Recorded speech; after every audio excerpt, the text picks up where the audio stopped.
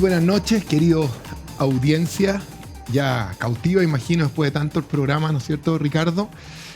Hoy día en la noche con un nuevo programa en su Rincón de la Ciencia y Tecnología en Radio Agricultura y Agricultura TV, con un nuevo gran invitado, amigo nuestro, amigo de verdad, una persona que queremos mucho, el doctor Daniel Seijas, gran psiquiatra de la Universidad de Chile, compañero nuestro de la facultad, que después hizo muchos estudios, algunos en Inglaterra, en su especialidad, o una de las especialidades, Daniel, que es la adictología, no sé si se dice bien así, porque con Ricardo Toane pensamos que este es un tema que no podemos dejar de tocar, que es el de la drogadicción, y que afecta de manera importante. Tenemos un récord en Chile que Daniel, seguramente el doctor Seijas nos va a contar. Chile es un tema muy preocupante que afecta a nuestra juventud y que nos tiene horquillado, como se puede decir. Así que un placer estar contigo, Daniel, hoy día para tocar este importante tema de la drogadicción y que nos pongas en contexto un poco cómo estamos, ¿no es cierto, Ricardo? Sí. Para mí es un placer además estar no solo con Micho como siempre, sino que con Daniel, porque con Daniel, como decía Michelle, fuimos compañeros en la universidad y además compañeros de aventuras gremiales y políticas. Así que hay cosas que nos unen en la historia. Y además estamos todos entrelazados porque Daniel y Michelle han sido, y lo digo públicamente, muy generosos siempre con su expertise y su conocimiento médico, con gente conocida y con la familia. Así que son ambos médicos que son una maravilla. Gran médico. Estoy y una, feliz que estés con gran nosotros. médico y una muy buena persona. Sí. De esas que hacen falta para que nuestro país sea un poco mejor. Claro que cuando uno va a la casa no es tan buena persona. A uno lo echa Bueno, él tiene rapidito. ascendencia uruguaya, Sí. y que, bueno, es la única, le tengo mucha envidia, porque en el fútbol, en el deporte y como país Sí, está mucho nos ha mejor. tomado algunas Sí. ventajas. Así ¿verdad? es, así es. Pero bueno, Daniel, gusto de tenerte aquí. Bienvenido, Danielito. Gracias, Michelle, Ricardo. Se nota que son amigos. Ya espero estar a la altura de lo que están diciendo. El resto pura vergüenza, pero bueno. Así que... ¿Podemos disparar? Sí, por favor. ¿Cuál es la definición de una adicción o de alguien cuando pasa a ser adicto al alcohol, adicto a una droga, adicto a un fármaco? ¿Cuál es el límite? Porque uno lo ve en la consulta, no, si yo me tomo 2 nomás de esto todos los días. ¿Cuál es el...? A ver, como conceptos hay dos. Uno es la adicción y otro la dependencia. La adicción es cuando la persona pierde el control sobre lo que consume. Llámese una sustancia, ¿no es cierto? Redes sociales, internet, lo que fuera. No puede controlarlo. O sea, cada vez que se contacta con la sustancia, con lo que fuera, pierde el control. Eso es adicción. Y la dependencia es la persona que no puede vivir sin la sustancia. No puede vivir sin la conducta específica. Porque cuando la deja, tiene una serie de síntomas que hace que la persona vuelva y vuelva. Así entonces los conceptos populares, el adicto es el que dice, no, yo paro cuando quiero, cada tanto, pero cada vez que toma o cada vez que fuma, cada vez que sea, pierde el control. Ya, pero, y el otro no puede estar sin la sustancia. y hay también seguramente un grupo de aquellas personas que les gusta mucho alguna droga y podemos hacer la diferencia, qué es peor, digamos, el alcohol, la droga, o las dos son muy malas cuando son excesivamente consumidas, pero ese consumidor excesivo que no tiene ninguna dependencia, no tiene adicción, pero que consume mucho. A ver, por eso es Y que eso tiene que ser frecuente, seguramente. lo que pasa es que, como estos términos son complicados, estereotipados, tiene un estigma, el adicto, bueno, lo que se usa ya hace un tiempo, desde el DSM-3, DSM-5 más bien, es el trastorno por uso de sustancias. ¿Qué significa? Bueno, que la persona usa sustancias y puede tener algún tipo de problema. Llámese que tomó la sustancia y tuvo un accidente, o una pelea en la casa, o un conflicto en el trabajo, o que no puede controlarlo, o que consume y consume cada vez más, o que no puede estar sin consumir, o que termina teniendo síntomas de depresión al dejar. Entonces, el constructo este, que se llama trastorno por uso de sustancias, implican 11 criterios, ¿no es cierto? Si la persona tiene más de 2, ya hablamos de un trastorno por sustancias, que hablaría desde leve, moderado a severo. Entonces una persona que dice, no, yo me tomo un trago cada tanto, pero se cura y tiene un accidente o tiene un conflicto en la familia, bueno, es un trastorno por sustancia, aunque sea intermitente. Daniel, déjame poner un cambio atrás, porque ahí queremos que estos programas permitan que todos puedan sacar entender, cosas, digamos. y contextualizar un poco. Vale. Entonces, mencionaste la tecnología. Tú dijiste si alguien se mete en las redes sociales.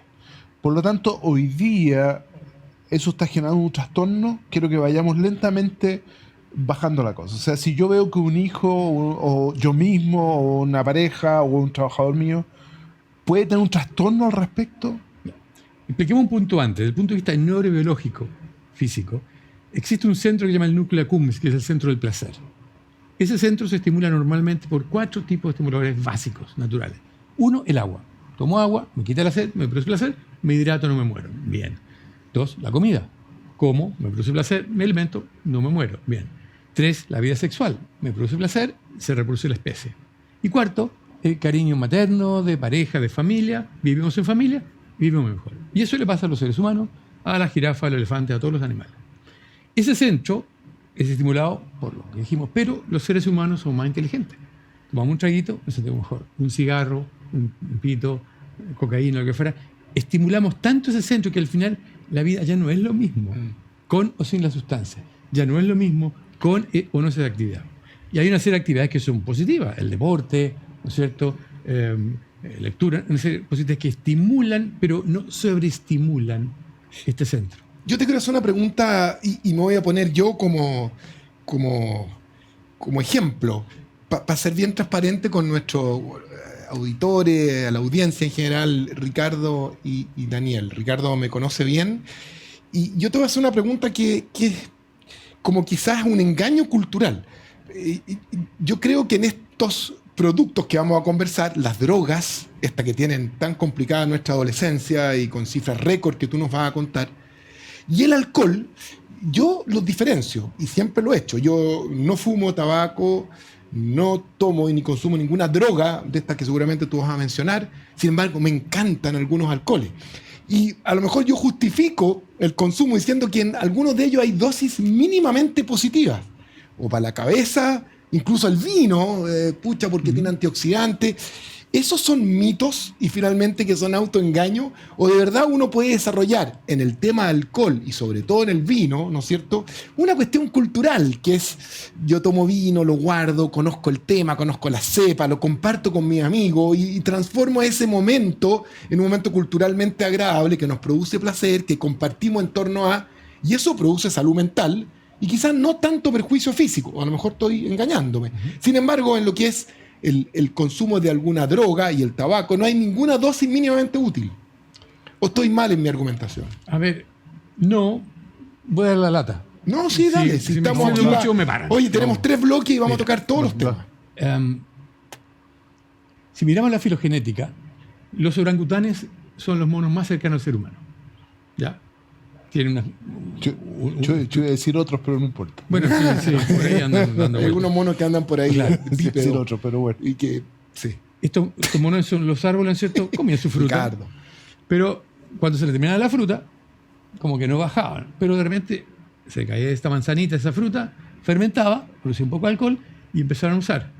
Al principio, los monos, históricamente, ¿no es cierto?, la teoría que existe, no tenían alcohol deshidrogenasa, que es una enzima que destruye el alcohol en el estómago.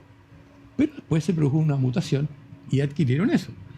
Entonces, a partir de eso, podían tomar esta sustancia, que la fruta fermentada que tenía alcohol les gustaba, y empezaron a bajar más. Y se supone, después de cientos de miles de años, que ese orangután se bajaba a los árboles, empezó a caminar, a buscar más fruta, y a lo largo empezó a desarrollar lo que es la generación del cromañón, ser humano, claro, que conocemos hoy día. Bueno, esa es la teoría. Ahora, qué bien.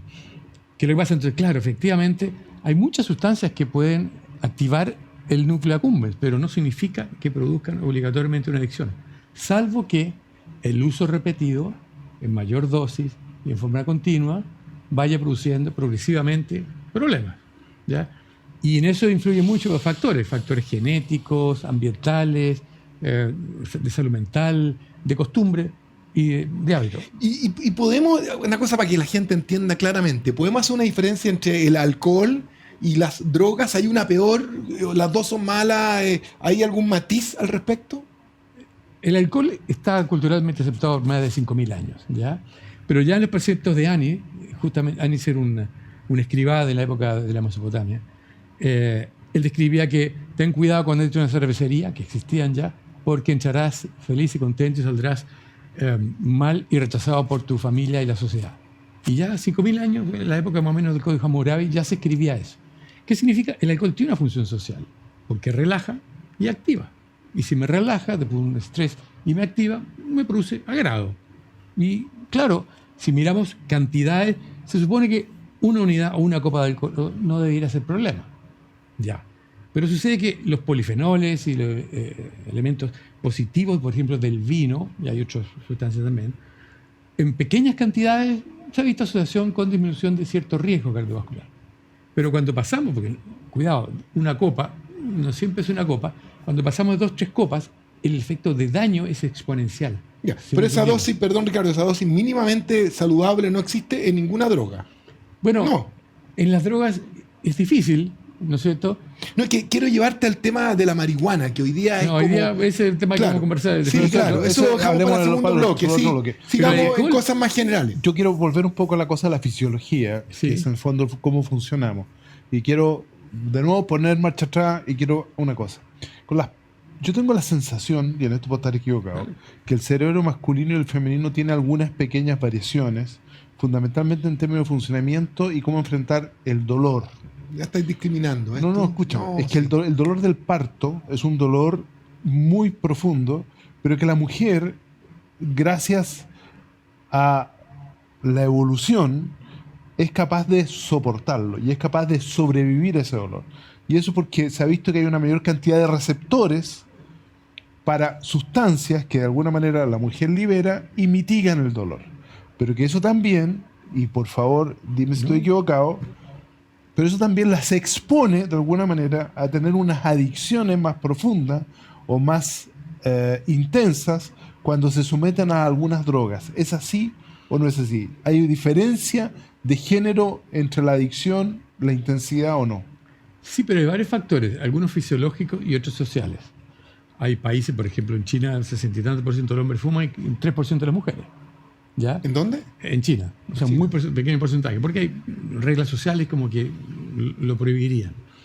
Desde el punto de vista neurofisiológico, las mujeres tienen mucho mayor desarrollo de lo que son las redes de serotonina, serotoninérgica.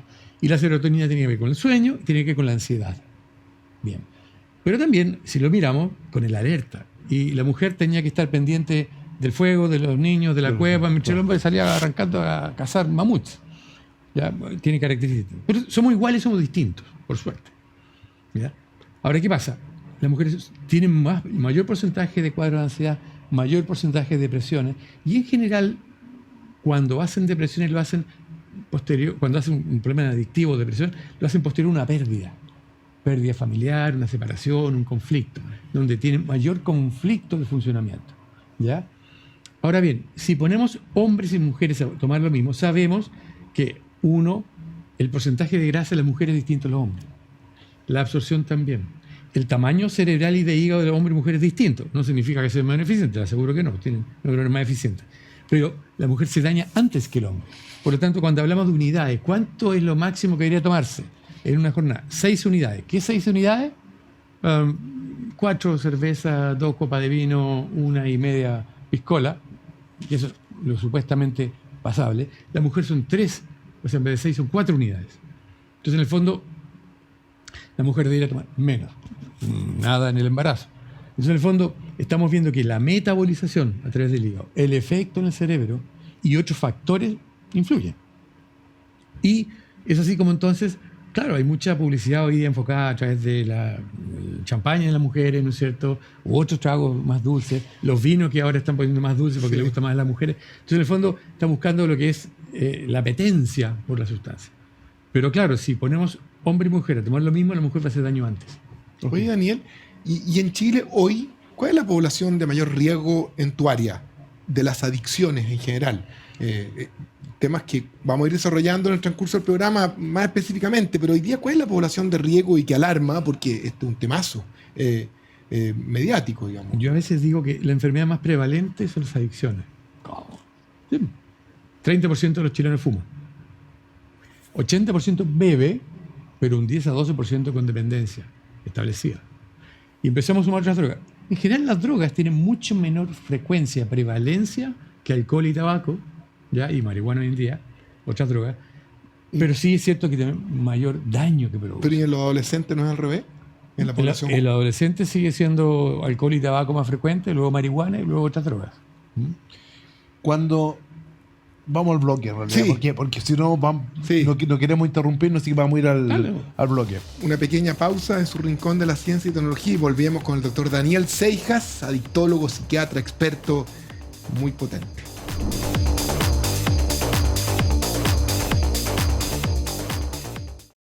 Agricultura TV.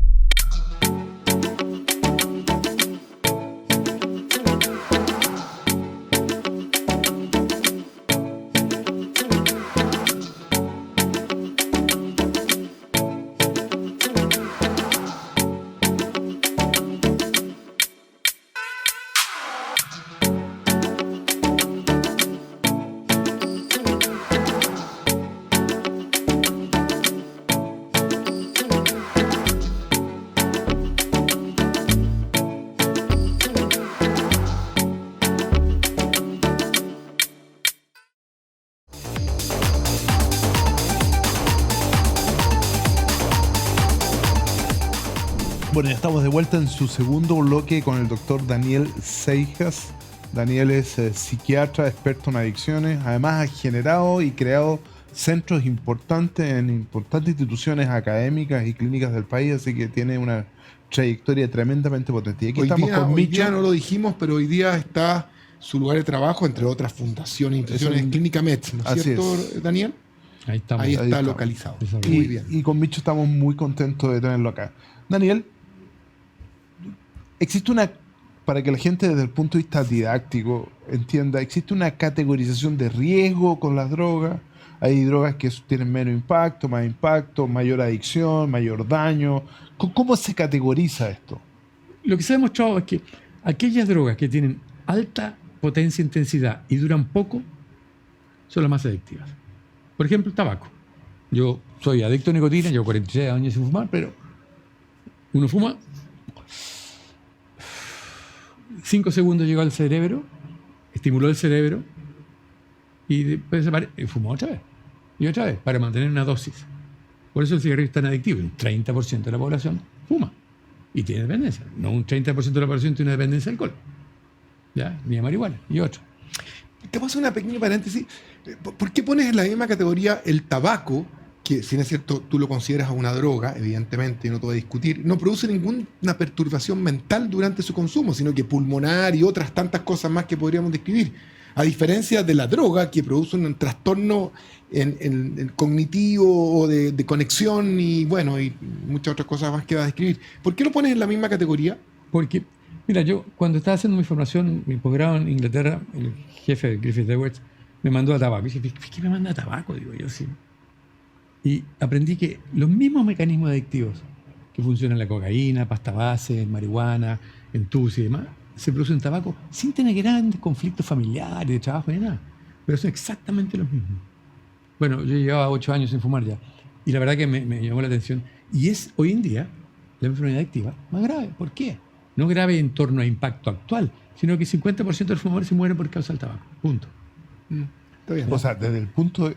Acuérdate que hace como 10 años atrás, un poco menos quizás, se hizo en la Organización Mundial de Salud un task force para ver cómo, de alguna manera, qué medidas iban a tener mayor impacto en el mundo desde el punto de vista de salud. Y los expertos dijeron, lo primero es el tabaco. O sea, dejen de que la gente deje de fumar y vamos a generar un ahorro gigantesco en dinero y vamos a aliviarle a muchas familias el sufrimiento que significa. O sea, el tabaco claramente es lo más pernicioso y dañino No, que hay, digamos. es terrible, es horrible. Ya, ok. El tabaco, perfecto. Pero pensemos lo siguiente, estamos hablando como médicos. Sí, claro. ¿Pero qué es el tabaco? Un gran negocio. Lleva más de 500 años y no se deja vender. Muéstreme otro producto que lleve 500 años, se vende igual. Bueno, quizá el café, que también tiene fenómeno menos, por cierto, porque también estimula dopamina y puede producir un rebote, pero nunca tanta adicción, salvo que haya otros problemas. Uy, la industria del alcohol también, puede ser otro alcohol no hay producto que duda. se vende abiertamente y legalmente, digamos. Legalmente. Pero no toda la persona que bebe tiene una dependencia o adicción, no todo el que fuma tiene una adicción. Yo que soy adicto, digo, que gana haberme fumado una sola vez de cigarro en la vida, no puedo, fumo uno hoy día y vuelvo a fumar, porque ya establecí una adicción. Y eso es importante, entender que La adicción es para toda la vida. enfermedad que no se cura, se mejora. ¿Ya? Es como tener una hipertensión, una diabetes que se mejora y se controla. Pero empiezo a subir de peso, como azúcar de nuevo, y se me descompensa. ¿Ya? Oye, que estamos hablando de esto, yo creo que está súper claro el daño del tabaco y uno todavía no escucha ninguna solución. Perdona, que quisiera volver sobre la categorización de las drogas, para que vayamos... Sí, muy bien. De acuerdo. Muy bien. ¿Cómo entramos el tabaco? Yo de le punto de pregunto vista de frecuencia, tabaco, alcohol. Alcohol se toma más, pero tiene menos dependencia. Tabaco se fuma con mayor dependencia. Posteriormente, la marihuana. La supuesta marihuana que es tan buena que no produce daño, mentira. Ya, no es cierto. La marihuana es una planta, ¿no es cierto? La cannabis, que se fuma y que tiene 47 cannabinoides, o más incluso. Solo uno se está estudiando que produce cierto efecto positivo, que es el cannabidiol. Pero el problema es que el cannabidiol, para sintetizarlo, más bien, extraerlo, hay que hacer un proceso químico muy, muy específico en laboratorio. Lo que genera dos cosas. Uno, que los laboratorios que lo hacen mandan el medicamento muy caro, Sativex y otro carísimo, entonces no está disponible. Y lo otro son los artesanales o fundaciones que venden esas cosas y que venden productos que no son de la misma calidad y que tienen supuestamente la fama de ser muy buenos para todo. Para el dolor, para la epilepsia, mil cosas. La verdad que hay algunas cosas que se han probado que tienen cierta utilidad, el cannabidiol, pero los otros 46 cannabinoides no lo tienen. Entonces, en el fondo, es una falacia. Y nosotros en Chile hemos publicado el mes pasado una investigación que muestra el daño cognitivo de la marihuana, el THC. el THC, el delta 9, marihuana en general. En todo ¿Y tipo cómo se recupera? En todo tipo de consumidores. Es que, evidentemente, a mayor consumo, mayor daño. Pero el otro problema es que una cosa, claro, la marihuana fumada, pero hoy día la marihuana vapeada, como se produce concentraciones con una serie de disolventes y demás, es la responsable en muchos casos de la mayor cantidad de muertes que existe por vapeo en Estados Unidos. A ver, déjame para que la gente que nos está viendo repite el concepto de que la marihuana produce problemas, porque mucha gente ha entendido... No, si yo lo hago recreativo Sí, nomás. exacto, o sea, Oye, yo no fumé cuando era adolescente, fumé ahora de adulto y no pasa nada, es recreativo. Por favor, eso Esto es no que es- yo creo que esto es para una cuña sola al respecto de un tema tan prevalente en Chile. Este me pregunta el doctor, ¿y usted no ha fumado nunca, doctor? ¿No sabe? Ya, después les cuento. La marihuana, no es sustoterapia, pero la marihuana, ¿qué puede producir? Personas que fuman marihuana de repente, una o dos veces hicieron una pálida que se llama. ¿Qué significa la pálida? Una reacción neurovegetativa negativa, con palidez, sudoración, síndrome mal. Ahí tuve que mostrar que 10 a 15 años después hacen crisis de pánico. Porque se descompensó el sistema neurovegetativo en personas que a lo mejor tenían una predisposición o no, pero a la larga hacen crisis de pánico. Bueno, pero si la marihuana calma, efectivamente, la marihuana actúa en receptores GABA, que son los que tranquilizan, en cannabinoides y una serie de otros receptores más. Pero sucede que lo que hacen, tapan y calman la ansiedad, pero no la tratan. Y a largo plazo la persona empieza a subir, hasta pacientes míos que fuman 8 a 10 pitos de marihuana al día, ¿ya? Con varias plantas en la casa para poder manejar su ansiedad y cada vez peor. La marihuana, lo otro que es muy importante es crisis de pánico. Lo otro, tapa problemas de ansiedad y empeora problemas de ánimo. Y en particular, trastornos del ánimo, depresiones, trastornos bipolares.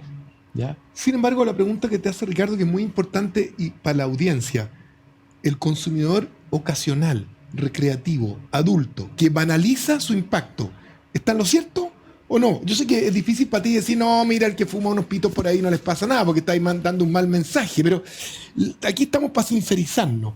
¿Todo consumo de marihuana, tú crees que produce algún daño cognitivo, por ejemplo, No. en un mediano o largo El estudio plazo?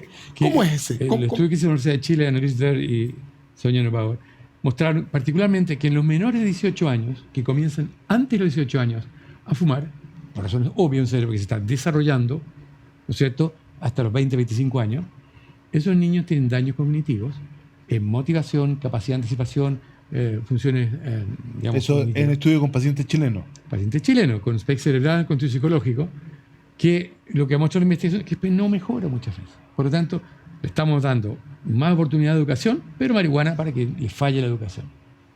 Lo segundo, aquellos que empiezan después de los 18 o 20 años, en que el cerebro ya está más desarrollado, produce daño cognitivo, por eso he visto que si dejan de fumar, este se recupera. Y ese es el estudio que hicimos, que publicamos hace 2 meses atrás, en que pacientes que venían, unos con algunos años y otros, un paciente de 22 años fumando marihuana, un daño cognitivo, a los 6 meses de dejar de fumar, los cambios psicológicos y los cambios en SPEC cerebral mostraron una recuperación.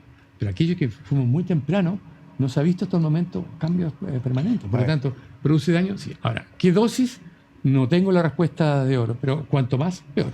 Ahora, la marihuana tiene las dosis, depende del tipo de marihuana, su procedencia, las mezclas, porque hoy día uno escucha hablar de productos que están tan pichicateados, por así decirlo, ¿no es cierto? En la época de uno, tenía 1 a 3% de THC. O sea, actualmente los marihuanas que se venden en 15 o 20%, lo cual son 5 veces más potentes. Y si miramos lo que es los extractos de marihuana que se fuman, ¿no es cierto?, ya sea en vapeo, narguilé y otras cosas, pueden tener hasta 30 o 40%, lo cual es una dosis, pero...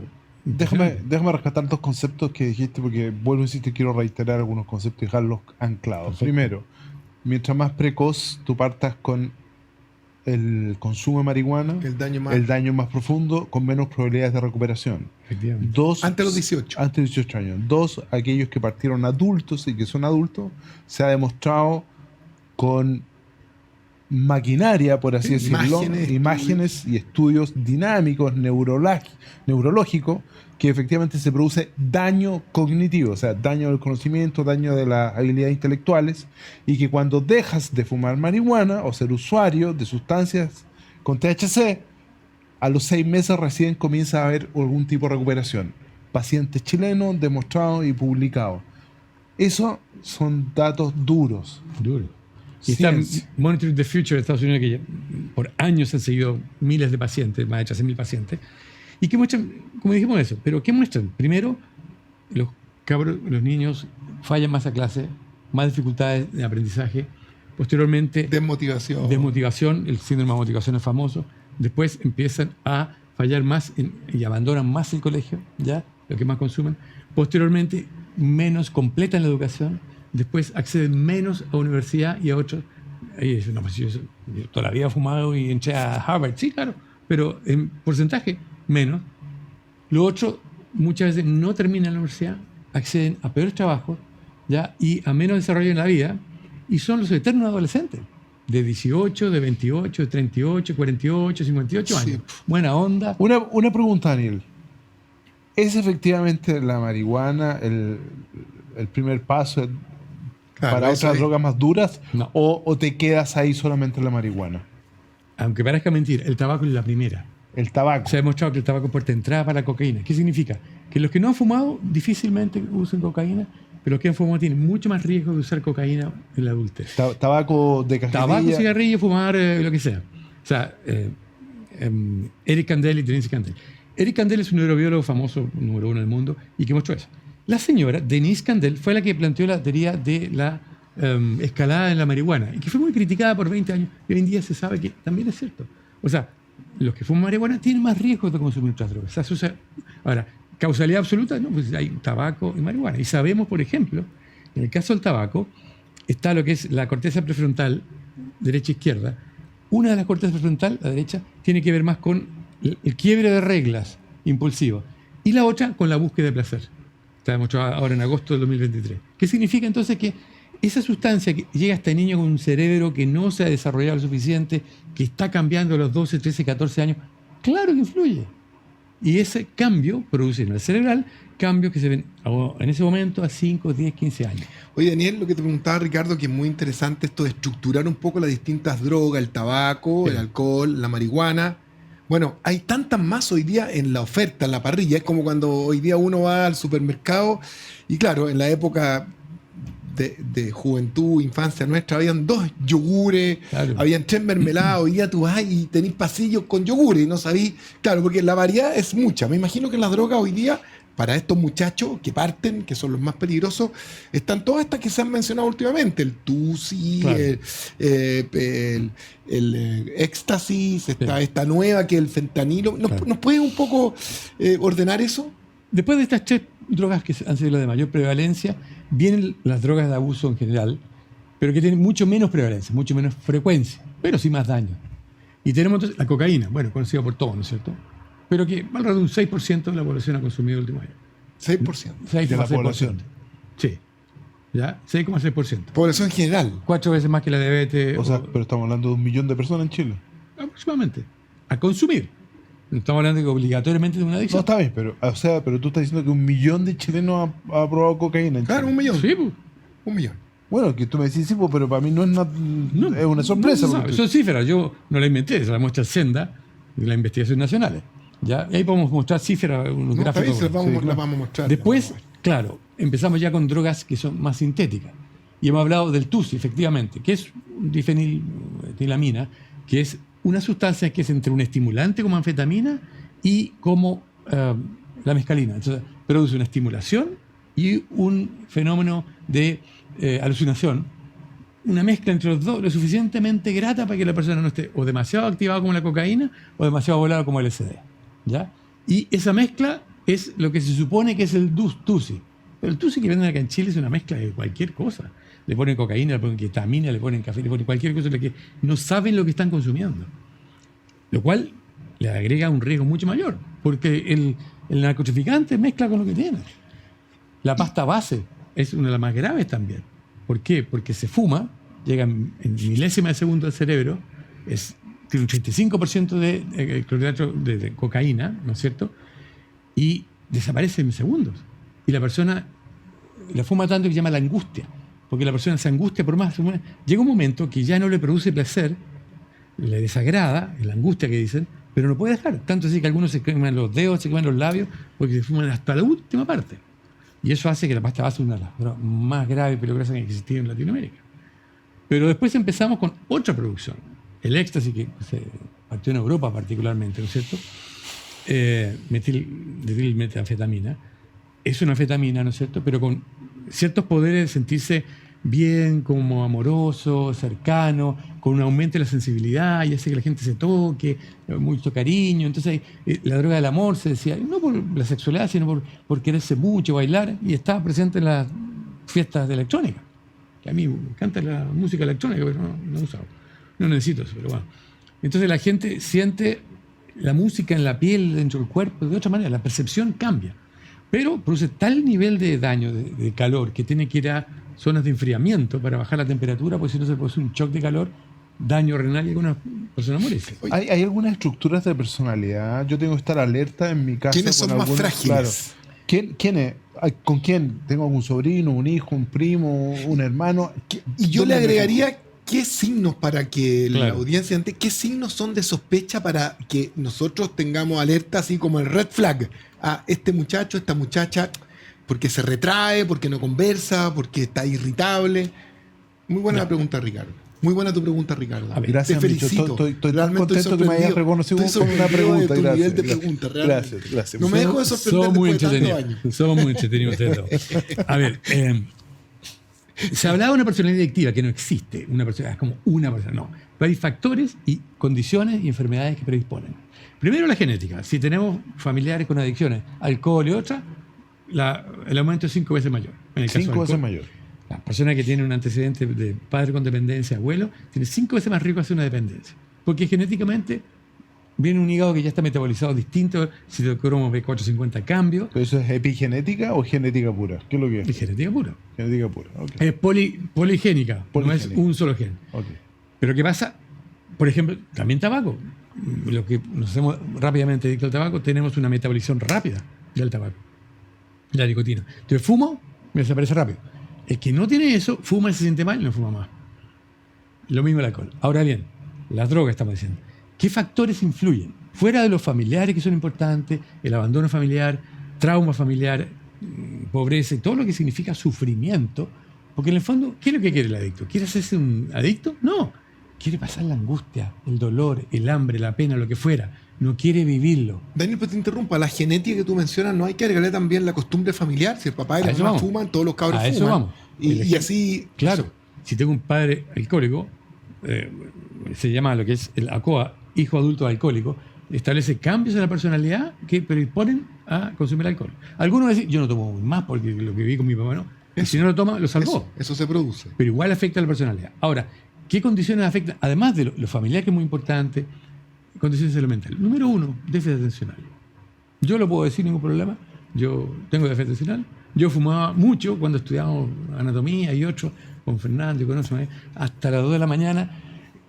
Café, pero claro, fumaba mucho porque eso nos concentraba. La nicotina es un estimulante y mejora la concentración. Ya.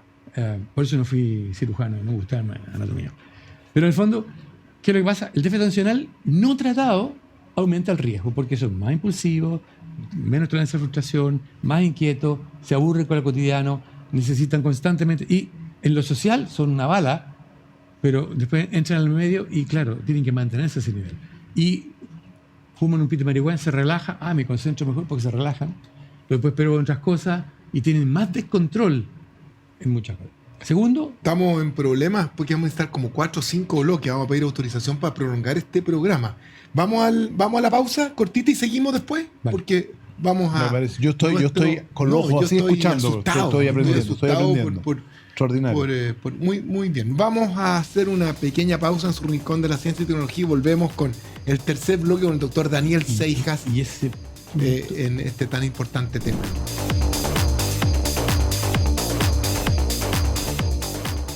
Agricultura TV.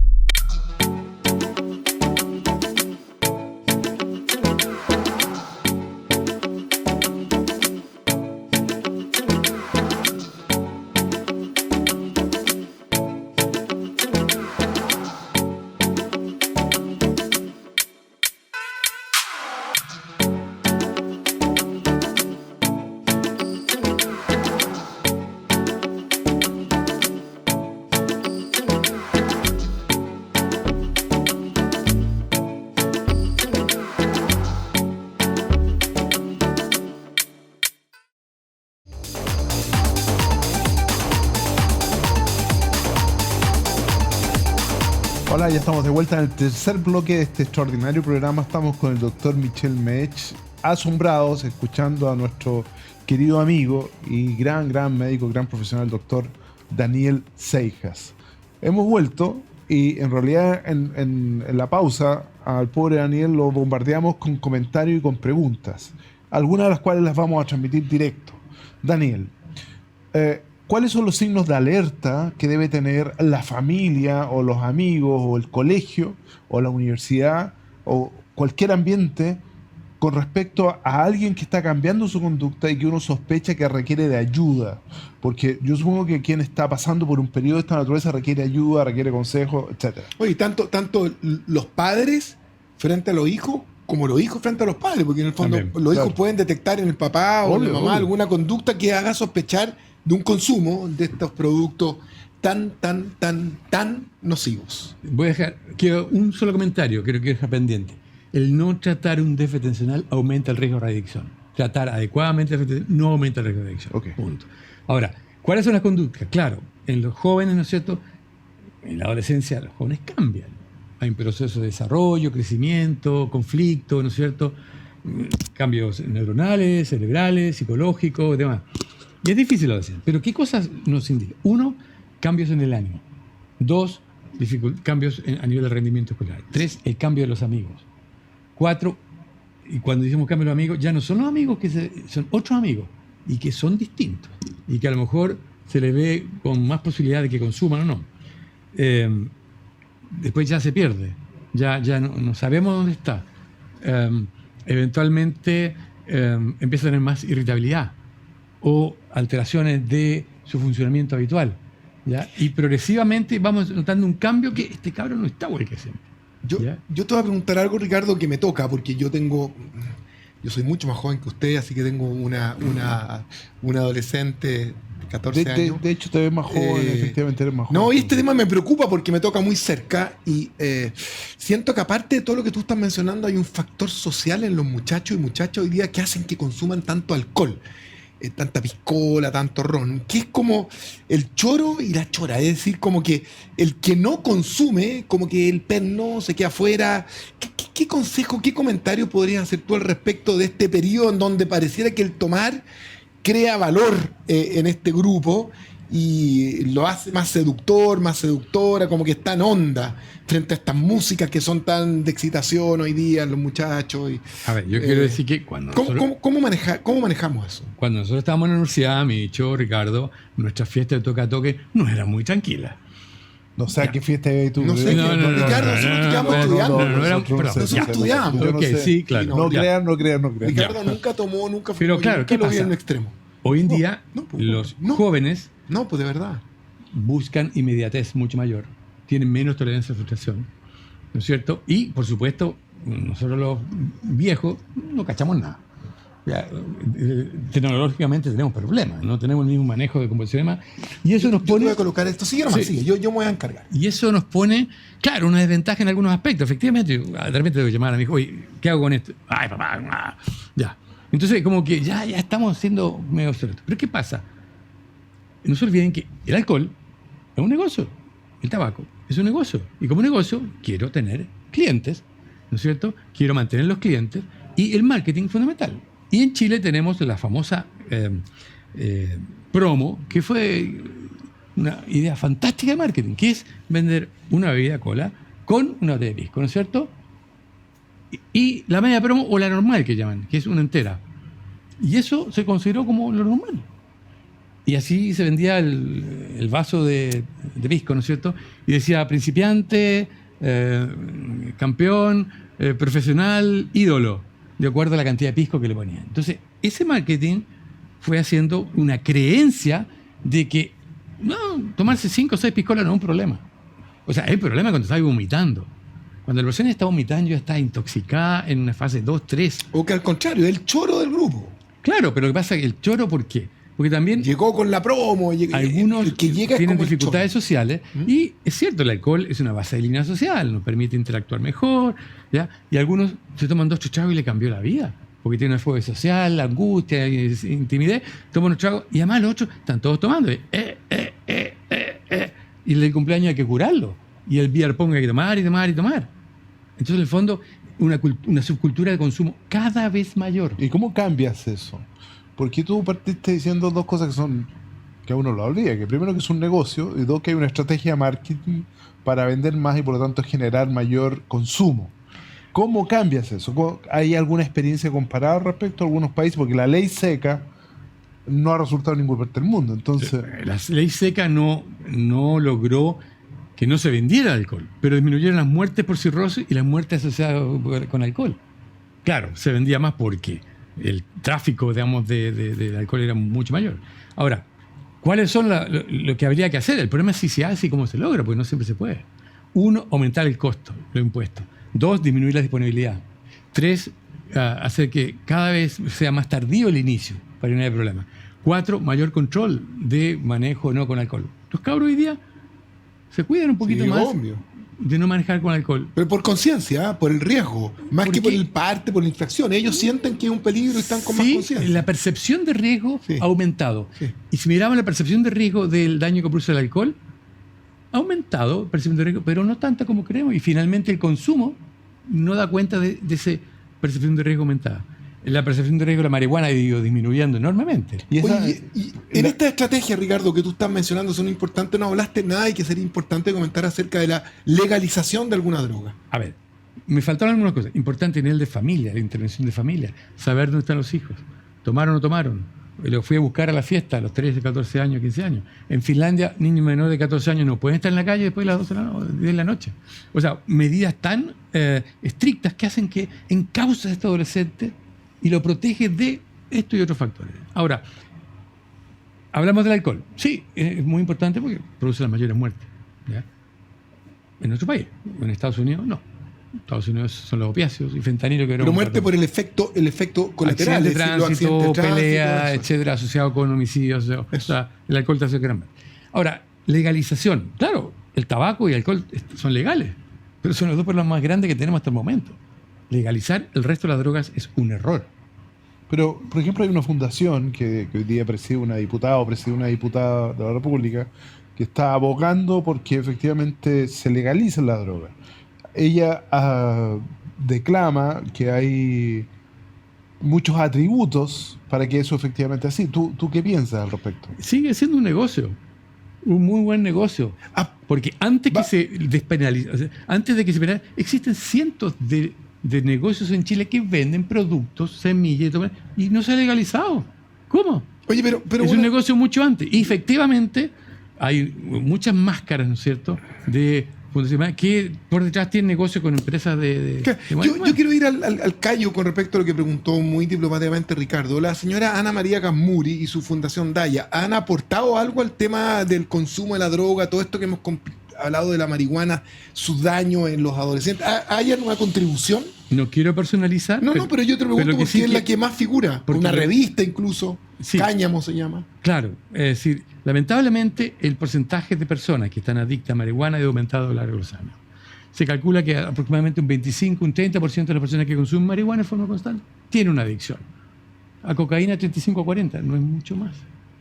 El problema está en que, uno, se producen aceites, se producen extractos de marihuana que lo mezclan una serie de sustancias que son igual de tóxicas. Muchas veces la marihuana tampoco se le puede eliminar los insecticidas y demás que se utilizan. Segundo, las dosis que se utilizan, no está claro. Tercero, no hay ninguna regulación. Intenten ustedes patentar un medicamento hoy día y van a tener que pasar una serie de estudios tan grandes que la mayoría de los medicamentos quedan fuera. La marihuana no se ha demostrado hasta el momento, marihuana, no estoy hablando uno de los elementos de la marihuana, que sea un medicamento útil porque produce una serie de otros problemas. Si yo dijera el paracetamol o la aspirina o un antibiótico produjera el problema de marihuana, lo sacan en 2 días. Pero la marihuana tiene un elemento político por detrás.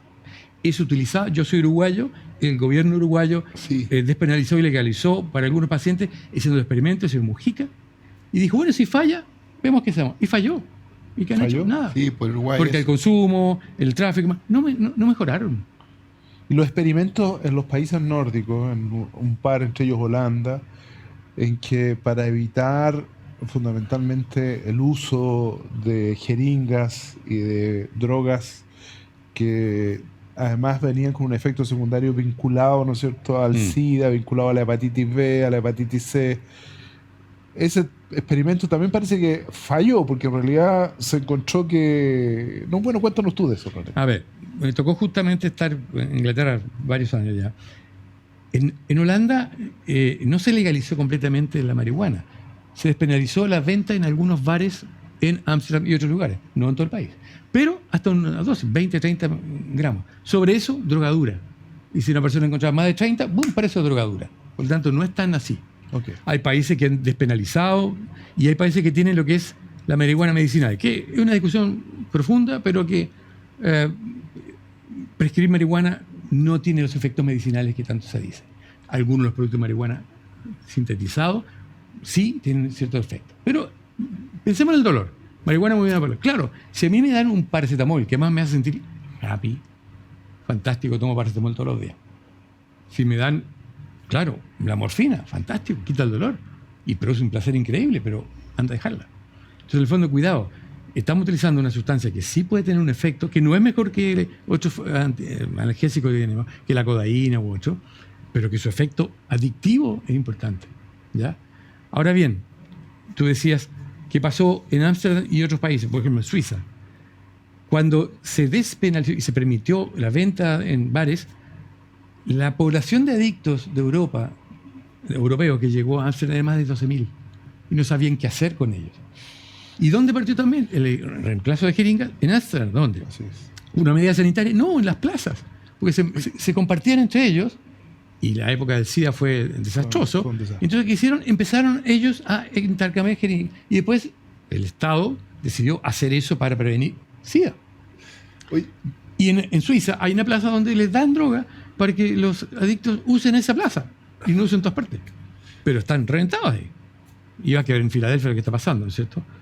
Con el fentanilo. Entonces, en el fondo, cuidado. O sea, ¿creemos que las drogas son inocuas? No, ninguna. Y no estamos hablando solamente de las drogas, también medicamentos.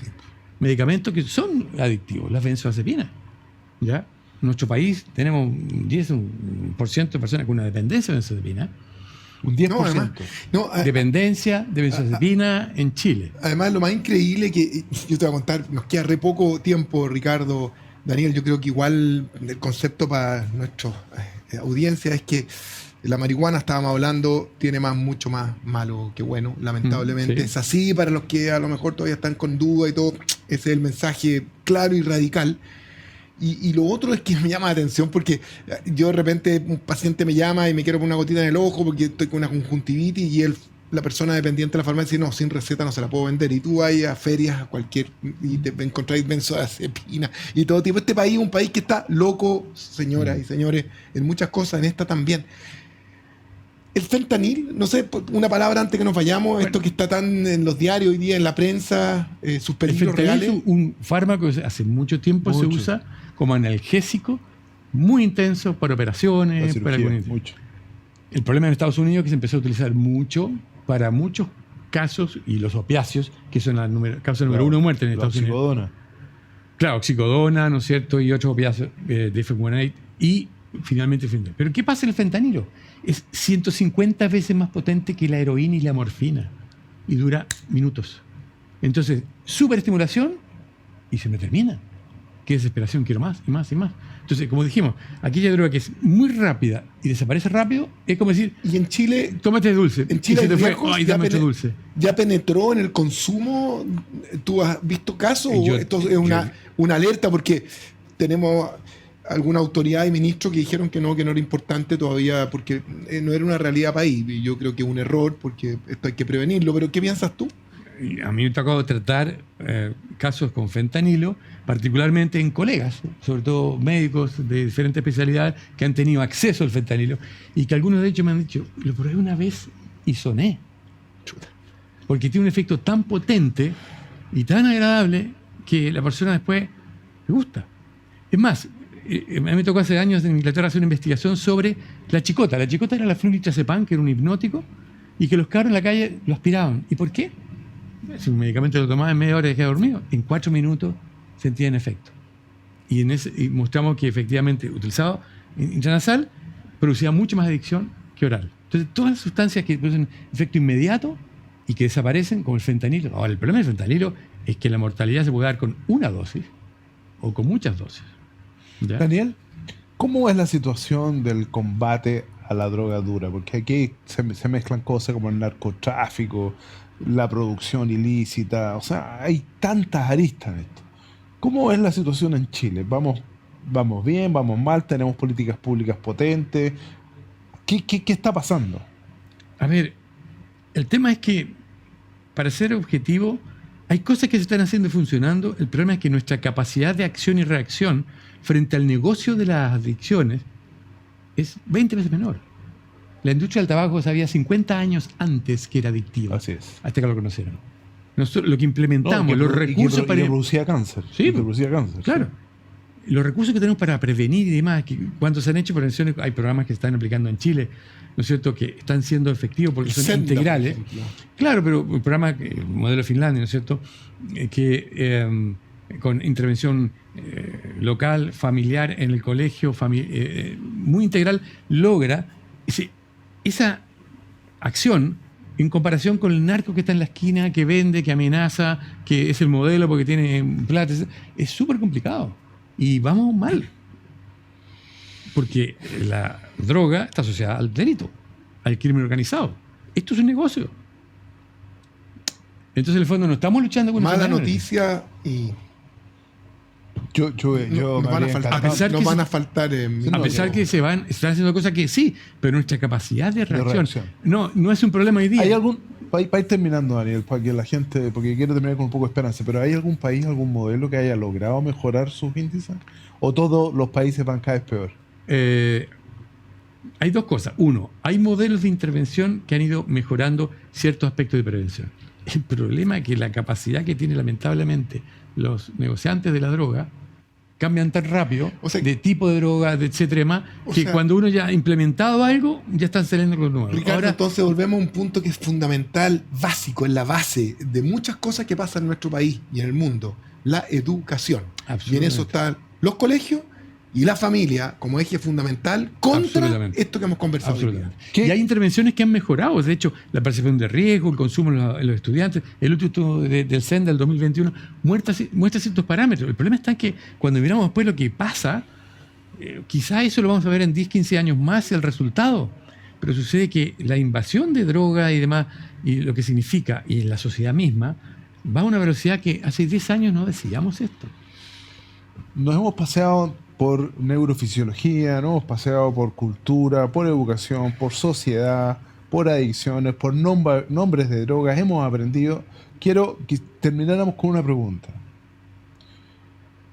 Cuando hay un ambiente de amor, ¿la probabilidad de la drogadicción es menor? El amor estimula el núcleo accumbens. A uno le da placer cuando se siente querido, cuando se siente respetado, cuando siente que le importa al papá, a su pareja, a la sociedad. Y ese es uno de los factores muy importantes. De hecho, los cabros que sienten que el papá no los pescan, no están ni ahí. Y eso es un elemento importante.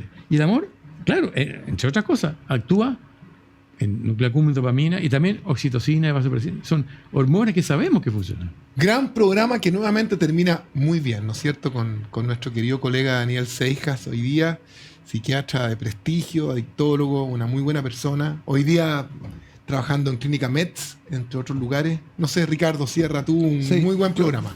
Yo estoy muy, muy contento por dos cosas. Primero porque estoy con dos grandes amigos de tiempos de la universidad. Ambos han tenido una trayectoria profesional, académica, pero fundamentalmente humana extraordinaria. Yo le doy gracias a la vida por haber tenido la oportunidad de recorrer parte de este camino con ellos y aprender de ellos. Así que qué mejor, y recordar que el amor y la amistad es una forma muy potente de amor, y el amor nos protege de muchas Y maneras. nos trata de las adicciones. Y yo les quiero decir una cosa, lo que ustedes hacen Nos van a es retar. prevención. Lo que ustedes hacen es prevención. El cariño que ustedes muestran, sí, somos amigos, pero el cariño que ustedes muestran y lo que he visto, Es todo eso recíproco, todo se eso es vuelve, compartir. Ricardito. Y Eso es lo que Daniel. necesitamos en este mundo, tener un Así poquito es. más de cariño. Así Un es. poco más de empatía, cariño y amor. Gracias a todos. Hasta Daniel, el próximo programa martes. del próximo martes en su Rincón de la Ciencia y Tecnología con Un Ricardo abrazo Suárez y ojalá algún otro invitado de la altura de Daniel. Difícil, pero no imposible, lo vamos a lograr. Danielito, Chao, chao. un abrazo. Gracias. Chao, que estén todos bien. Ustedes.